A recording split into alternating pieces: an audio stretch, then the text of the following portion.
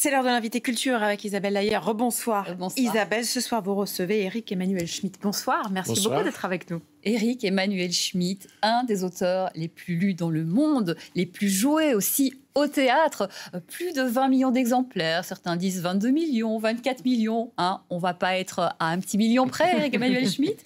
Alors, vous venez avec 3 actus, hein, puisque vous êtes très gourmand.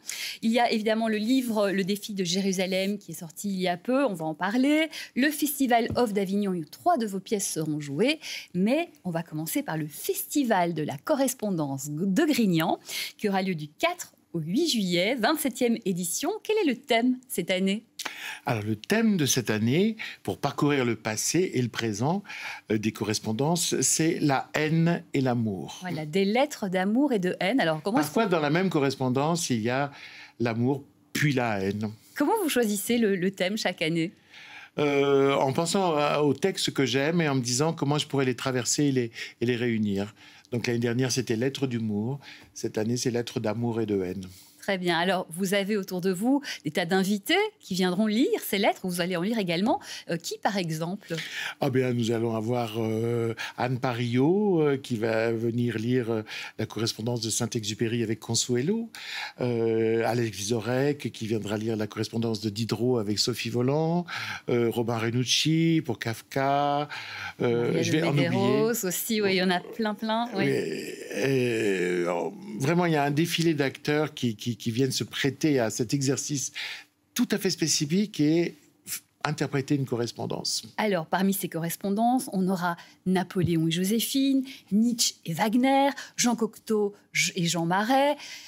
Qu'est-ce qu'ils se disent, par exemple ? Qu'est-ce qui vous a, par exemple, touché ? Moi, ce qui m'a bouleversé, c'est de découvrir qu'en fait, des grands hommes dont l'image est une statue comme Napoléon était en fait un amoureux absolu, qu'il a aimé Joséphine jusqu'à la fin de ses jours. Si elle avait pu avoir un enfant, bien sûr qu'il ne l'aurait jamais quitté. Et c'est un amour fou, éperdu, auquel elle répond, elle, très, au départ, comme une coquette, et puis elle va être aussi très amoureuse de lui. La correspondance de Jean Marais avec Cocteau est aussi... plutôt la correspondance de Cocteau avec Jean Marais, parce qu'on n'a pas les lettres de Jean Marais, on n'a que celles de Cocteau. On voit comment un amour évolue, puisque leur vie ensemble est assez courte, mais l'amour dure tout le temps. Même quand chacun a d'autres partenaires dans sa vie, l'amour change de forme, les avatars de l'amour, mais l'amour toujours. Donc c'est très très bouleversant de voir comme ça, les chemins de l'amour, en fait. Mais vous le dites en substance, parce qu'au théâtre, il y a plein d'histoires, mais c'est inventé. Tandis que finalement, la correspondance, c'est la vraie histoire, mais c'est aussi l'intimité des gens dans laquelle on entre. Totalement. En plus, la plupart de ces aides ne savaient pas que leur correspondance serait gardée. Oui. Autant Madame de Sévigné, qui est à l'origine de ce festival, puisqu'elle est enterrée à Grignan, savait que ces lettres circulaient dans les salons, etc.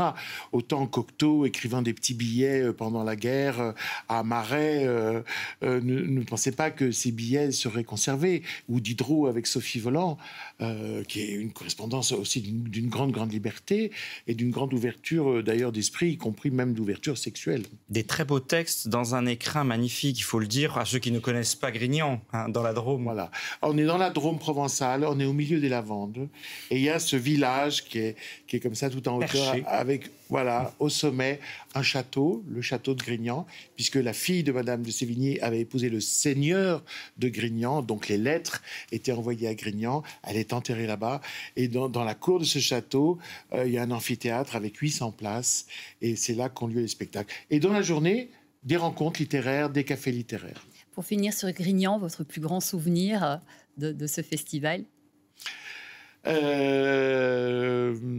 dernière, Marie-Christine Barrault lisant les lettres de la princesse palatine, dans une adaptation qui en faisait un dialogue avec sa propre mort et avec le dernier mot de la princesse palatine quand elle a quitté ce monde, elle a dit « Je me regrette déjà ».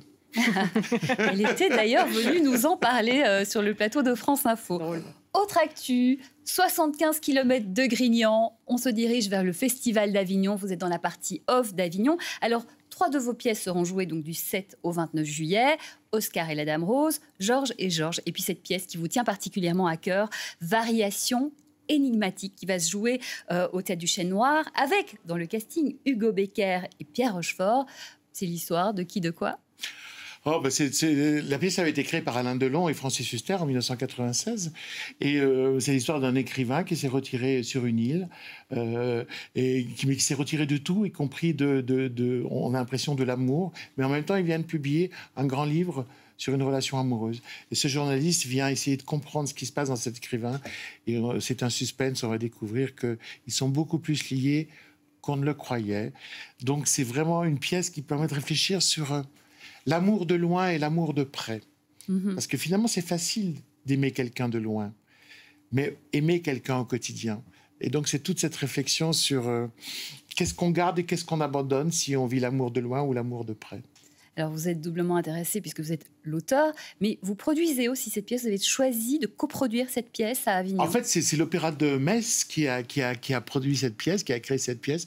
J'ai tellement aimé que je leur ai dit, écoutez, allons à Avignon, puis après, on viendra à Paris.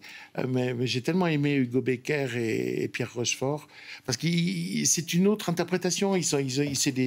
Ils ont même pas la quarantaine. C'est des hommes d'aujourd'hui qui mettent une énergie d'aujourd'hui dans cette pièce et qui la retraversent d'une façon que j'ai trouvé formidable. C'est vrai que d'un comédien à l'autre, d'un metteur en scène à l'autre, ça peut changer complètement. Ça vous fait quoi de voir vos personnages prendre vie comme ça ? Ce que j'aime, c'est être ravi dans le double sens du terme, c'est-à-dire être ravi qu'on m'ait volé, qu'on m'ait volé mon texte au point que j'oublie que c'est moi qui l'ai écrit et que pendant la pièce je me dis mais c'est bien. Voilà. Et puis ravi au sens heureux, enthousiaste. Ouais. Voilà. Il faut que je sois dépossédé et comblé. Mais... C'est joli. Voilà.